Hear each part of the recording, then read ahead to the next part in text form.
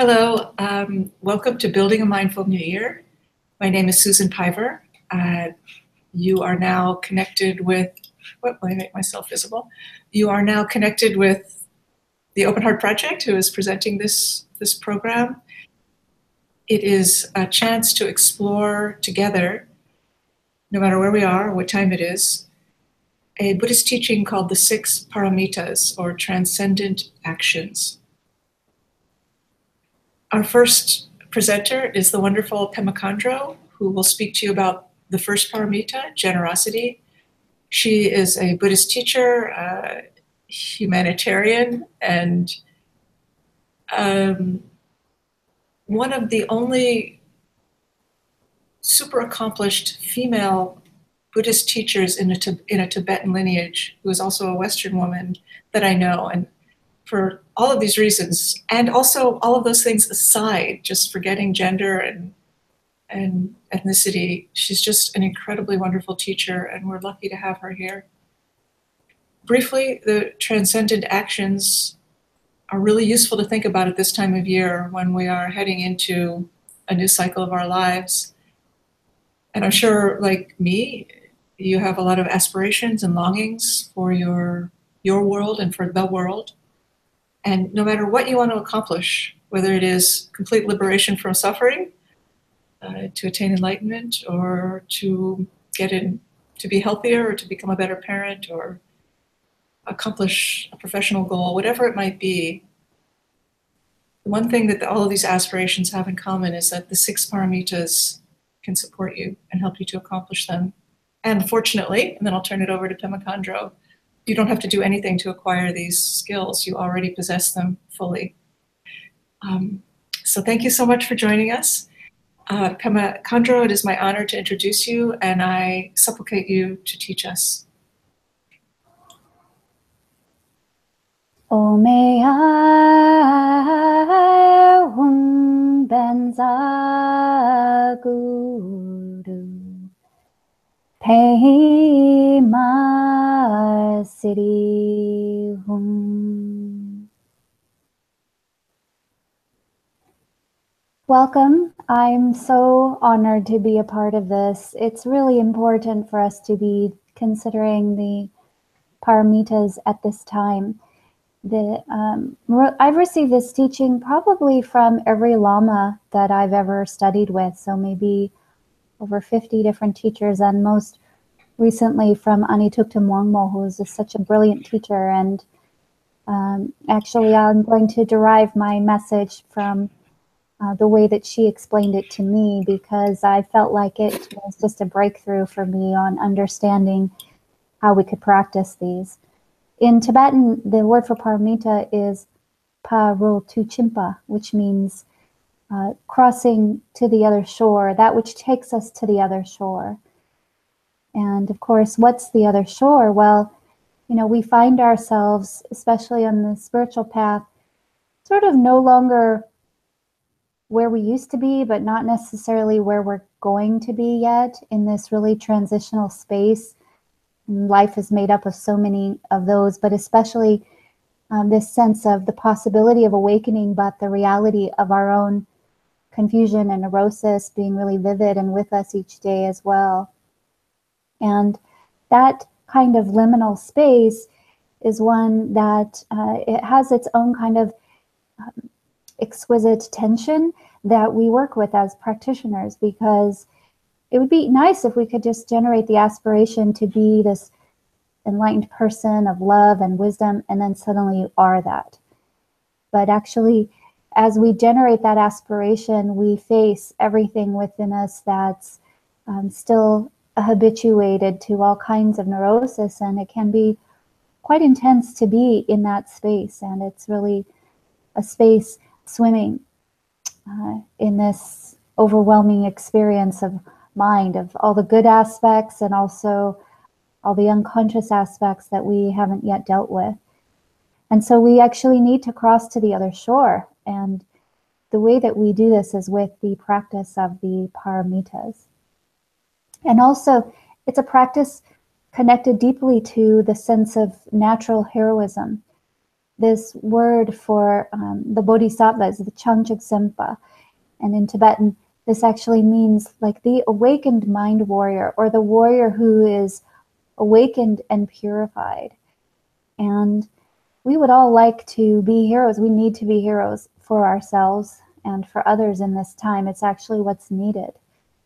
But that task is quite daunting, because just as we step out to save the world with love and goodness, we get angry or impatient or upset or apathetic. And I know for myself, I'm always just amazed at how different my mind can be just from one day to the next, and on the same matters, and with not much changing in circumstances. And so for heroes to be who want to cross to the other shore, what can we do? What is the path? Well, this is the 6 transcendent perfections, or the 6 paramitas. And the first of those is generosity. And to tell you the truth, I always found this generosity one a bit scary. I tend to myself be so much of a giver that maybe it's a little bit enabling, and the thought of like, oh, more generosity. Or on the other side, sometimes I do feel really quite a bit tight-fisted and stingy, especially with my time. And I seem to have these 2 extremes. And so every time I heard this teaching, I always felt that I was being given a kind of mandate that I knew that it reflected this heroism that I wanted to embody, but I felt uneasy about how the rubber hits the road. How does that actually translate to me with my limits? And so recently I was studying the Bodhicharyavatara with Anitutum Wangmo, and she's just this extraordinary nun who has such a deep knowledge of Buddhist teachings. And we were studying the Bodhicharyavatara, the guide to a hero's way of life. And she said, hey, we can't necessarily embody the full generosity that's possible until we're first generous with ourselves. And so in this text, it talks about if we really want to have this heroic level of generosity that would take ourselves and all beings to the other shore across this ocean of suffering, well, it has to start very small. That we have to have generosity from one hand to another, the text says. And this is a really interesting idea, that our right hand would be generous to our left hand. It's a kind of Tibetan way of talking about generosity towards oneself. And so, for example, maybe if you have back pain, and you could start this practice of the paramita of generosity by being very generous in relationship to your back pain. Your back is a little sore, and usually you'd force it, but instead you are so kind. You give yourself a good seat, and maybe you let someone else do the grocery shopping, and you treat your back pain with this loving care, with this generous spirit of really giving it exactly what it needs. And actually, this is where this heroic level of generosity has to begin. It's totally impossible that we would harbor this space of stinginess towards ourselves and then think that after spending maybe 10 hours a day just steeped in that, that then we would meet others and be able to embody this heroic level of generosity. Well, mind doesn't work that way. Instead, how we are towards our own mind becomes how we are with others. And we see this in a painfully clear way when we're really close and intimate with someone, because more and more we know them, the more we relate to them, the way we relate to our own mind. And that can be a little bit scary.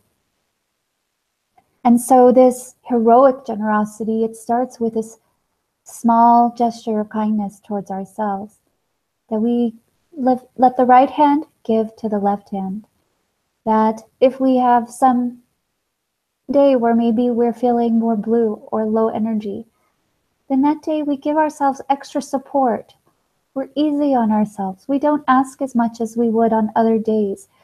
We reach out and give ourselves the friendships and connections that we need. We do this because it's impossible for us to experience heroic generosity without this basis.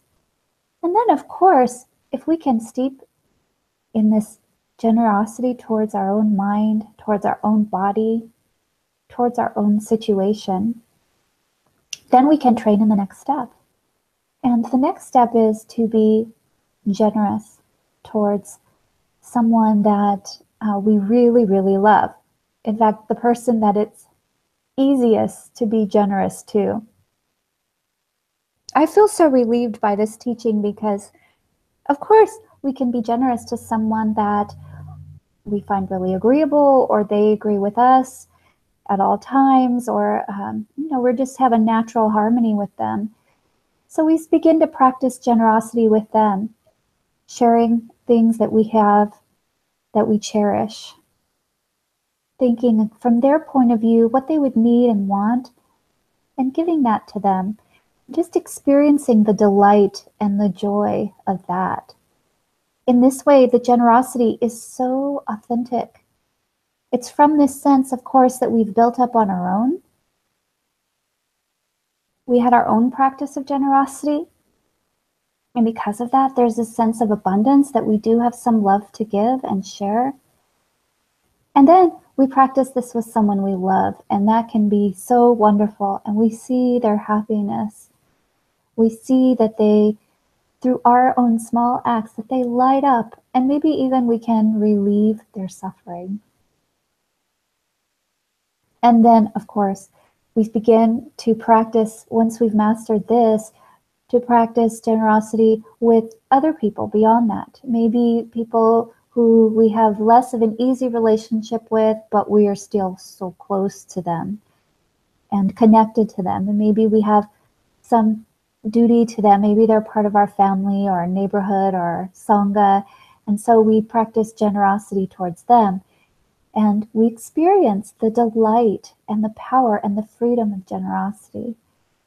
And all throughout this process, something extraordinary happens, which is that we can have a direct experience that generosity is actually the path to happiness.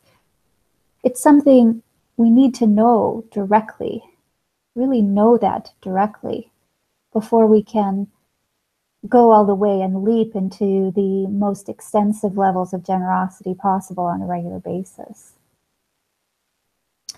There's this wonderful story of Trippa Kunzen Dorje, and he is a Tibetan yogi, and I was talking with him about his life story, and he was wanting me to write his history down, and that's quite a responsibility, actually, to write this history for the first time. And so I was trying to be really careful as I was listening to the details of his life story. But the first teaching that he got from his teacher was this teaching of Takmo Lujin. And this is like the most radical story of generosity. It's from the Buddha's past life. And I think probably this is how I was always taught generosity, which was like stories of this first, which is why it always seemed maybe just so daunting every time I received it. But this was a story his teacher told him as his first teaching. And basically this is the Buddha's past life before he became a fully awakened Buddha. And in that life, he happened to be walking in the forest and ran into a tigress, a female tiger who was dying of starvation. And she had her cubs there, and they were dying, all of them dying of starvation.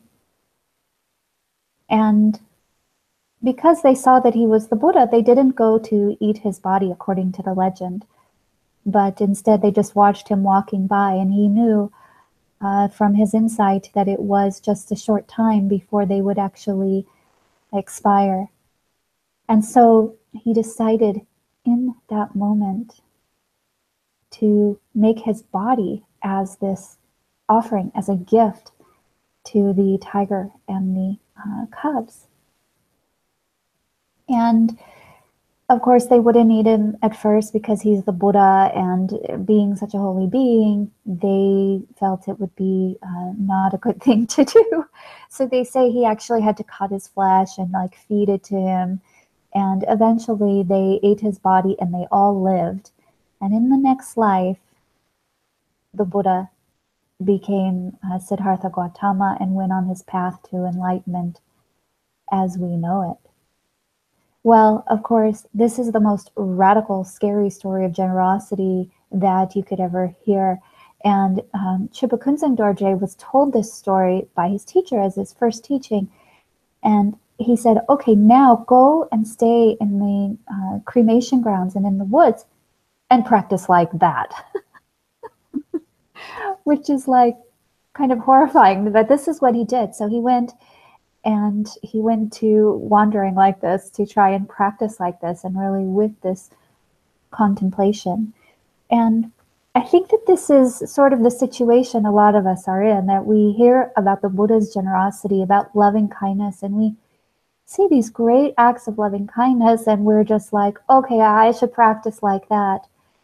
But then how is it that we should really live out that practice in a daily life in a way that's authentic and not terrifying? Well, something needs to happen. And actually, in Chipa Kunzang Dorje's story, something did happen next. When he went out into the cremation grounds, he met a yogi there who taught him how to meditate and taught him what it was that needed to be given away and what it was that needs to be held on to. And I think that this is ultimately our greatest fear as we begin to step into this practice of generosity, that maybe we'll give away too much or something that shouldn't be given away. And so the teaching that he was given a meditation called severance meditation. And the meditation is all about giving away one's ego and giving away one's self-grasping, giving away one's sense of small identity in order to enter into this heroic experience of ultimate generosity, which is like a kind of generosity of spirit. But even this, which is so inspiring, it's sort of intangible. We need experiences of this kind of generosity directly. And that's why we have to start in these three ways. We have to start by being generous with ourselves, our own body, our own mind, so much so that we're just feeling really good, and now we can be generous with our loved one. And then to those others that we care about greatly. Through doing this, then something extraordinary can happen, which is that a natural egolessness can develop because we experience firsthand that we're connected to others. Their happiness makes us happy. Their joy brings us joy. When we begin to practice like this, that sense of giving away the ego happens naturally. It happens through direct experience rather than force or concepts. And we can be relaxed, more and more relaxed about the whole thing. So then we can be daring and give away even more and more and see by and by from experience what the power of generosity is. They say in the Buddhist teachings that we want to give the kind of generosity that ripens beings, that we ripen them to total liberation. And I think this is something we can only see by giving as well, because we've seen many times we can give in a way that's like enabling, right? That we are giving, but it's not necessarily liberating. Whereas we can give in other ways that are really liberating, that actually change people in a fundamental way, or give them a pure moment of relief from suffering. And it's really that kind of more profound giving that this paramita is talking about. But how are we going to know that? How are we going to know it without going step by step by step and really knowing generosity directly and personally in this way? So in the story that I was telling you about Chimpakun and Dorje, so he's told this like crazy story of heroic generosity, like, oh, you should be willing to give up your body. But actually, we know that in the Bodhisattva teachings that this is a issue of serious debate and examination amongst the Bodhisattvas themselves, because their understanding was, oh, a Bodhisattva, a natural hero, is one who is able to be so generous that there's no concern for self. And through that heroic level of generosity, they're able to liberate others. However, if that's harmful to the Bodhisattva, then it's actually not necessarily beneficial for others either. And so we get into this kind of conundrum. If we harm ourselves in order to help others, well, actually, that's a negative situation because we have to include ourselves in all the others that we're being generous to, or the generosity would break down. And of course, it's negative karma for others to be involved in harming us. And we can see on a practical level, as the Bodhisattvas among themselves talked about, how do we embody this heroism? Well, we can only help others in a limited way if we're harming ourselves. And so on the one hand, we have this very reasonable idea. Yes, we have to care for ourselves in order to help others. We have to care for ourselves in order to experience what generosity is, to train, to know it in order to help others. We have to care for ourselves to protect others from negative karma. And of course, this is very reasonable. But then there's this other message that we get from Buddhism, like in the story of Takmo Lujin, of a Buddha going out and giving his own body to save the lives of these tigresses. And where do we find ourselves in between those messages? One is this radical heroic generosity that clearly is a virtue, and the other is this reasonable idea of how can we really, in a sane way, develop authentic generosity that cares for ourselves and others equally. Well, how do we negotiate between those two messages in Buddha Dharma? Well, I was really disturbed by this question for years and years and years, and then I met a scholar of Tokme Sambutta. And Tokme Sambutta was a famous writer on the practices of the Bodhisattvas, the natural heroes of Buddhism. These are highly realized beings, and he wrote this famous text about how to walk in their path so that we ourselves could awaken to this heroism. And so he's most famous for this idea of radical generosity. They say even in his life that there's a story of this legend of his life that he would go out and just give to people and give without concern for himself so much that one day he came upon a beggar and he had no more food to offer this beggar. But he saw that the beggar was wearing a nasty jacket that was full of fleas, an old tattered coat, and it was full of fleas. And so Tokme Sambutta took off his jacket, gave it to the beggar to wear. But not only that, this is Tokme Sambutta. He's like the total hero of generosity. So not only does he give him his own nice coat, but he thinks, oh no, what are those fleas going to do for dinner?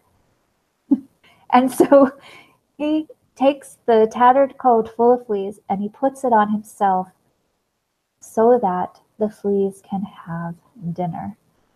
So again, one of these kind of like horror stories of generosity, right? It's very scary. I mean, I don't like to be bitten by mosquitoes. They love me, and it's hard to imagine putting on a coat full of them. And so I tell you this because this is who this guy was. He was that generous. He was that guy.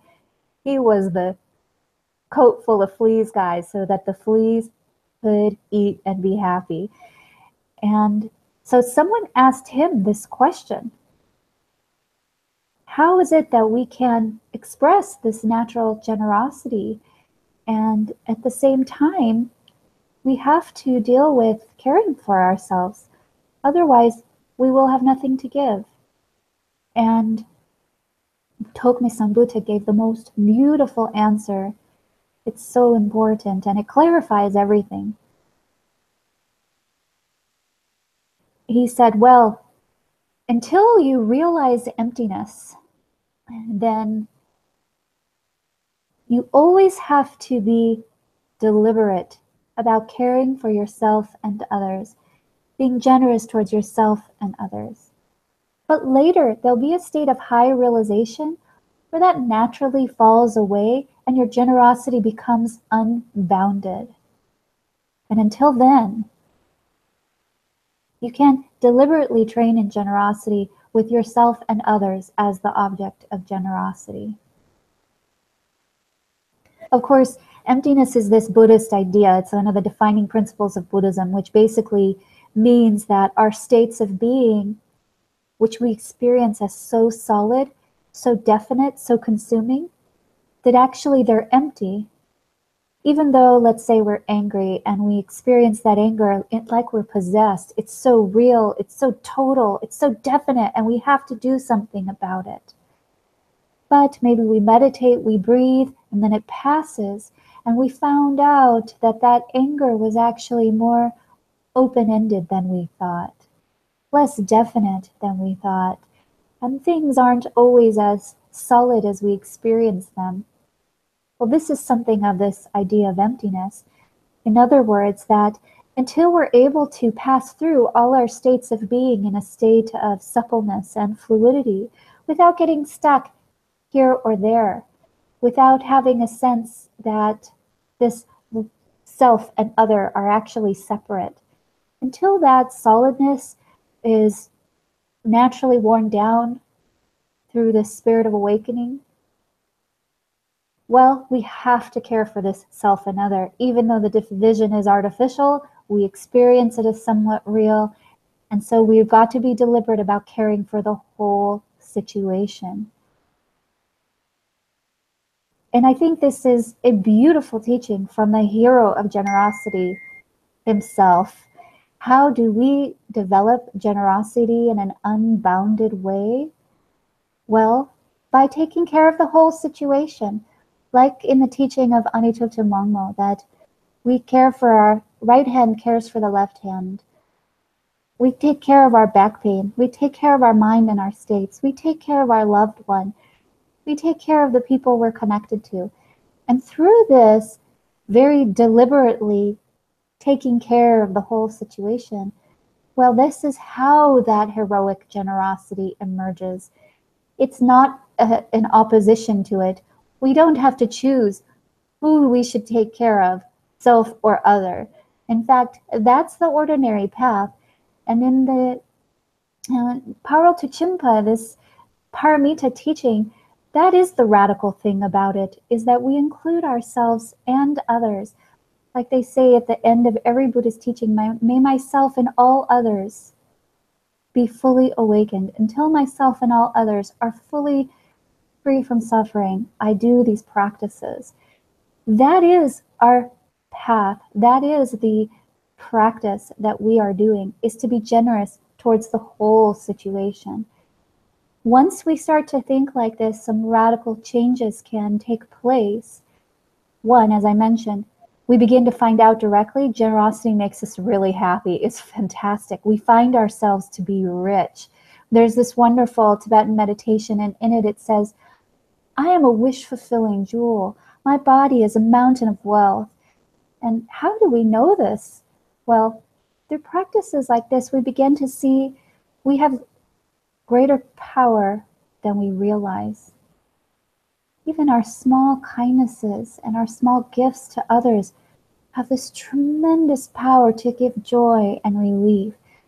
And as we practice generosity for the whole situation, ourselves and others and those we love, then of course, we can include more and more in that whole situation and just give to people who don't necessarily fit on our radar of those who deserve it, or give in moments that we didn't even think we had it to give.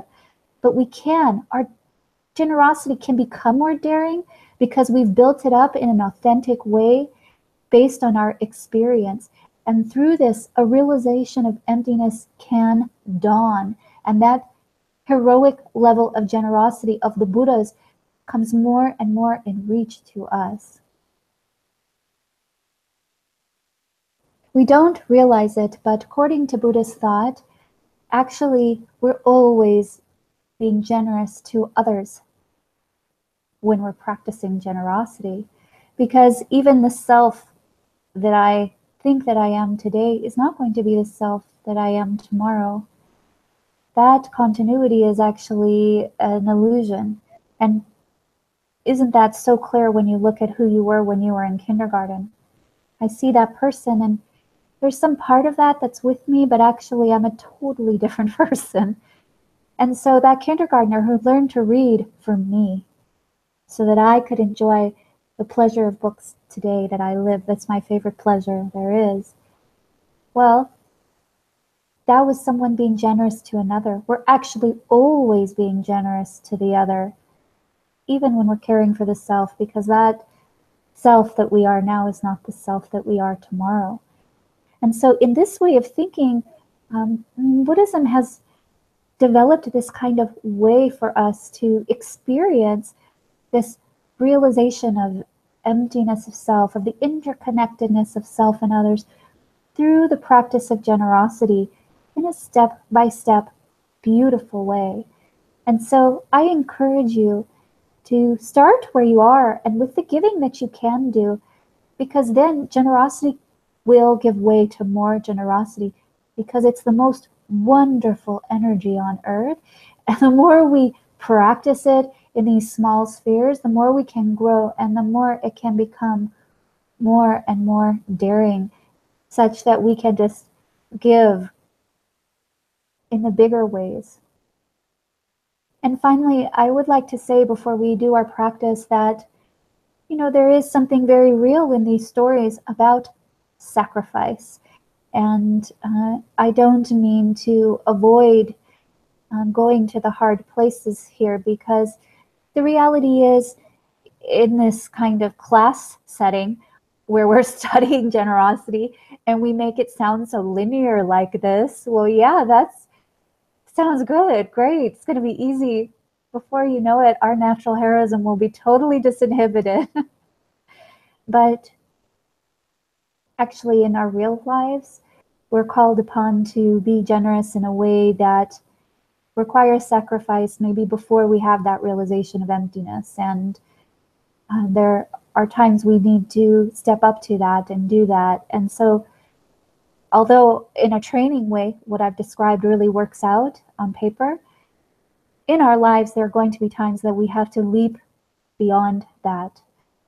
Absolutely, we must. Maybe it's because a loved one is helpless and dying, or a neighbor who gets cancer, but they don't have family members to take care of them. And guess who that is? That's you then. It's your duty then. It's our duty to show up to the world. And so what do we do in these cases where much more is asked of us than we're ready to give? Then what good is a practice like what I described? It's so step by step. Well, I truly believe that practicing like this helps prepare us for those moments as well, because we do have to leap far beyond our capacity in life at times. And in order to be ready for those moments, training in this step-by-step way, it will give us the skills that we need for that time. I think it's still a useful preparation. And then we just have to leap and give and let generosity teach us and dedicate that experience to ultimate training. And so on the one hand, I encourage us to practice in a step-by-step way. And on the other hand, when you're called, I encourage you to awaken your natural heroism and step up to the plate and give far beyond what you've prepared for, because what you may find is that itself is an experience that conveys emptiness if we can really, really surrender to it. It shows us, because we have no choice but to let go of our tensions, let go of the me, let go of our small concerns, because we have no choice when we're called to be heroes, then we do. And this is a great instruction for us. It shows us what we're capable of, which is this heroic level of generosity of the bodhisattvas, the awakened mind warriors. It says in the Bodhicharyavatara, if we practice the generosity that can take beings to the ultimate liberation, then this practice itself will give us satisfaction. It's so beautiful. It's so amazing. What a wonderful way to live. So I encourage you, this is supposedly the season of giving. What do you have to give? You could forgive someone, especially in your family, or someone who's harmed you, who's close to you. You could give forgiveness. You could give small kindnesses. You can give verbal affection and compliments. Maybe you think people know that you love them, but believe me, if you say it, it's much better. Make that your habit. That's a beautiful practice of generosity, is to give people verbal affirmations. They need to hear it. They're definitely hearing negative affirmations. And so you can give that so easily. It's so free. It's barely any effort to do it. You can also give people space when they need it. Maybe you want to connect and they don't. But just as a gift, you can allow it to be their way. You can give up the need to be right at times and instead choose that greater joy, which is love. And so we have lots of ways we can give interpersonally. And of course, in Dharma, we also talk about giving material offerings. We want to always remember giving in our budgets so that we're taking care of others. This helps to build our merit so that we can have this positive karma. And of course, giving Dharma, giving wisdom, giving practices, giving advice. This is another kind of giving. And so how can you practice generosity? Well, one hand to the other, from yourself to your loved ones, and then gradually extending that out. You have so much to give. And in doing so, you can join me in our swim to the other shore. May we cross there and bring all other beings with us. We have a little bit of time to do meditation, and I think we really just need it so much. It's the time that our culture just needs to meditate so badly. So I feel just lucky that we can meet together like this from wherever we are, all over the world in this case, and do practice together. So why don't we do that now? Boy, goodness, how time flies. Oh my. So let's sit up, and you can find a comfortable seat, comfortable and supported. That's the most important thing when we do meditation. And we'll practice the sending out light rays of love and wisdom. So this is a beautiful meditation. It's from the Calm Abiding series from Longchenpa in Tibetan Buddhism. So have your hands resting so the hands are face down on your lap. Let's open the eyes and keep them open but gaze down so they're only partially open. We'll start by taking a few longer breaths, exhaling more thoroughly than usual.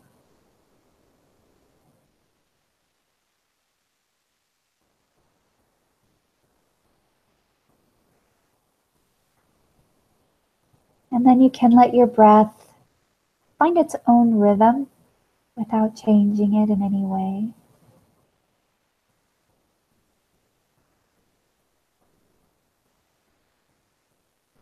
And we can visualize or imagine that in the center of your chest is this radiant sun,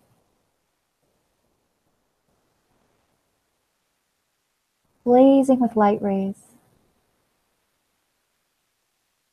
And of course, it's the sun of the nature of mind, the natural luminosity.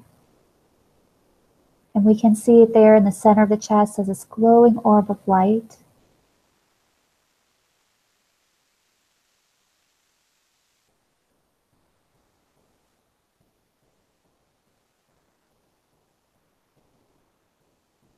Every time we exhale, we'll envision that these light rays grow in strength and intensity and send love and wisdom out to all beings. Inhaling and seeing that light in the center of your chest, and exhaling, sending those light rays of wisdom and love out to all sentient beings. Beginning with everyone you know and extending from there out, seeing them bathed with light rays of wisdom and love, and we'll breathe like this.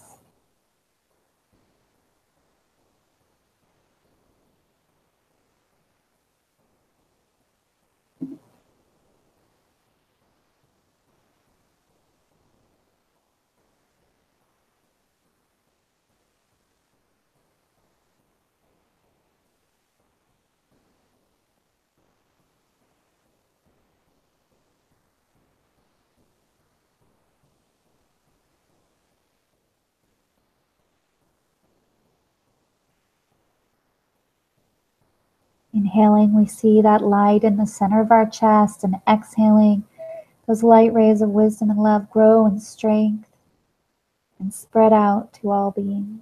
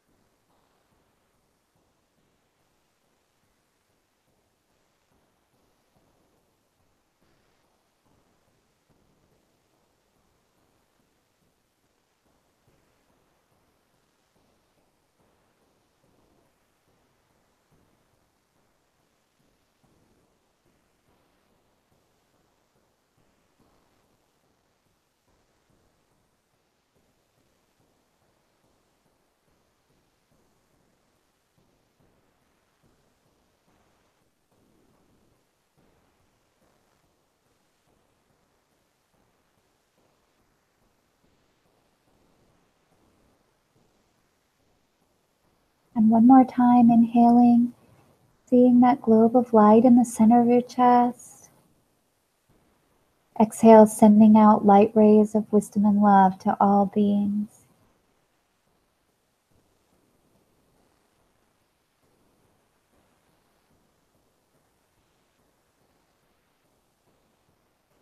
And then you can let that visualization dissolve, noticing your body, noticing your mind, noticing your breath.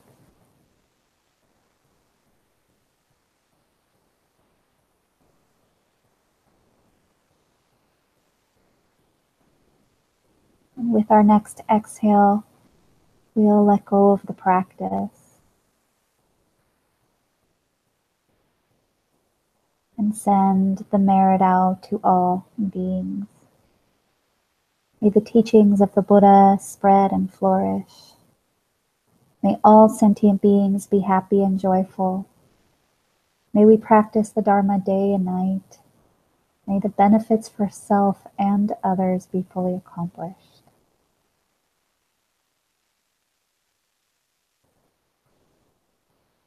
So thank you very much. It's been good to be together. I will stay on a few more minutes for questions if you'd like. I apologize that I didn't do so well in our timing today. I got used to sort of like the 10-minute timing, and then I have my 2-hour classes, and doing it in between, I think, is a new challenge. Well, thank you. And we're lucky and fortunate that we could get as much of you as we can. So thank you. Thank you, thank you. And thank you also for joining us from China, which is an additional layer of complexity. And I just thank you on behalf of this whole community. And if you have questions or comments, please put them in the comment section at the bottom of this page, and then you'll have to refresh and come back, but you won't lose connection to this broadcast. So Amanda has a question, Pema Khandro. She says, many thanks to you for the lightness and depth in your teaching on generosity. The right hand taking care of the left hand is a lovely way to take the first steps in a heroic journey of generosity. Can you additionally recommend readings on the topics you have discussed? Oh, yes, that's a great question. What would be a great book to read about this? Well, the main teaching I was giving was from 2 texts, which one is the Bodhicharyavatara, which there is a translation of this in English. It's so beautiful, which I think it's called A Guide to the Bodhisattva's Way of Life, or the one by the Pema Translation Group. So that's a really beautiful translation. And Alan Wallace has a really good translation of it as well, Guide to the Bodhisattva's Way of Life. And it's so beautiful. It's such a poetic text, but also it goes through all of these paramitas that you'll be studying this week. So I think it's a really beautiful text to have as a companion. And the other was the 37 Practices of the Bodhisattva. I don't know if there must be one in English, but that was the other one that I was teaching from today. Thank you. I have a question, which is, I have 2 questions actually. You can answer them both or choose one or neither. The first is, what would you say is the connection between our meditation practice and our capacity for generosity? How does meditation, if it does, rouse generosity? That was the first question, right? Yes. Yeah. Okay. How does our meditation practice connect us to generosity? Or what's the relationship between what we practice in meditation and generosity itself? Well, I think probably the classical answer is really worthwhile, which is that in meditation practice, we begin to experience our being in a way that's not artificially disconnected from others. And so the consequence of that is generosity and compassion. And it's so much easier, I think, to practice compassion, generosity, if we're meditators because of that, because it will give way to that experience on its own. Because when we meditate, we have to drop our artificial division, which is the sense of the concrete self. And if you ever think about that, I know I can see it for me too, that there's this identity that we are at all times, but once you're just sitting there with your own mind, it's sort of irrelevant, right? There's just actually what's there in your mind, and we have to deal with it. There's just actually what's happening in our body. And that actuality of the present moment and the phenomenon of mind, when we experience it in an unmediated way, where we're not acting out our personality or trying to please others or really navigating between this self-other divide, but instead we're just there being with the phenomena of mind and body, well, then that shows us a little bit more authentically of what we are. And by doing that, there is a sense of natural compassion and generosity towards others, because we realize the situation that we're all in, how it is, how robust, how intense, how consuming, how difficult, how sincere, how much we long to be free from suffering and long for happiness. So the more we can be in that ourselves, aware of our real condition, the more naturally we are able to extend ourselves towards others, because we know what the human condition is.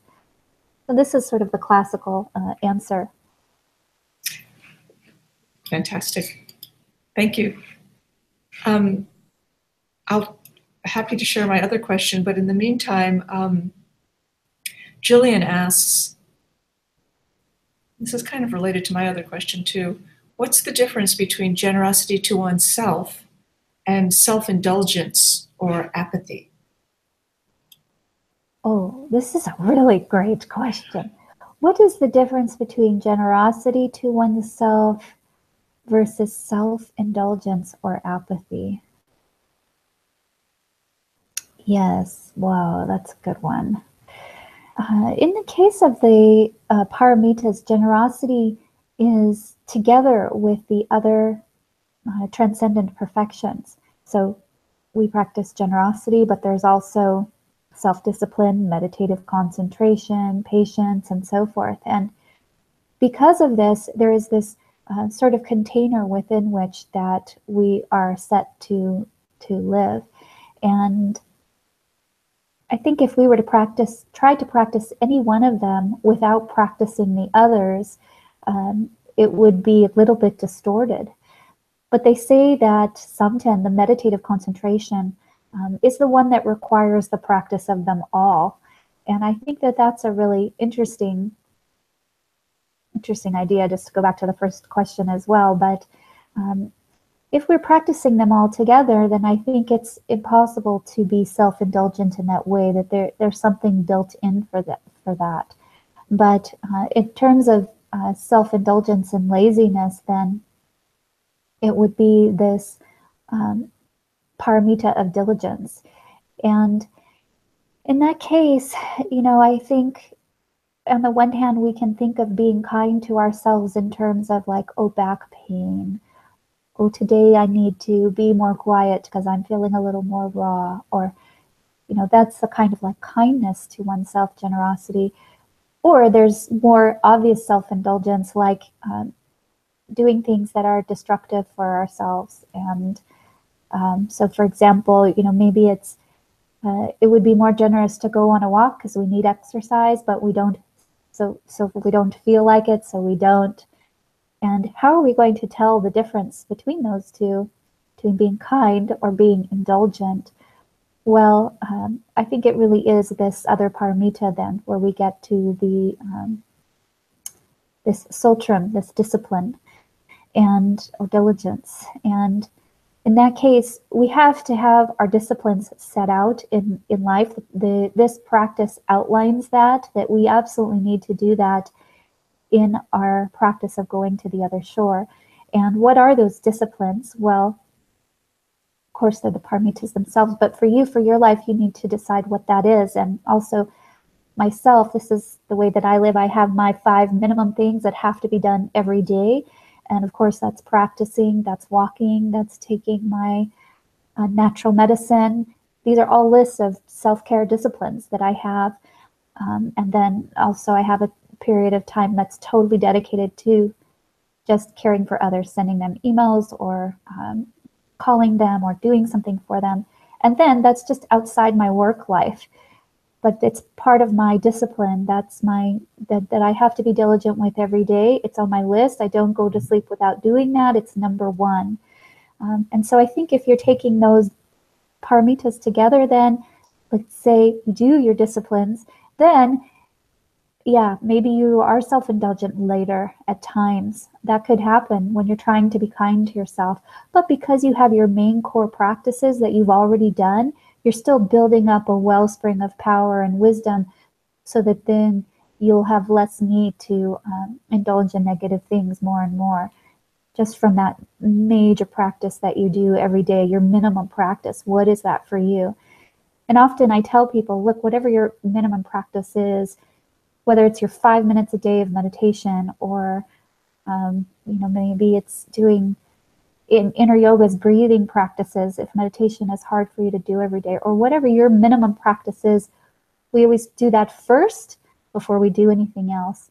Then if you do mess up throughout the day and you don't spend as much time doing virtuous things or positive things, Well, you still had your minimum practice and you do it first and you do it every day. And that builds, I think, the wisdom to be able to see more and more clearly and indulge in negative ways less and less.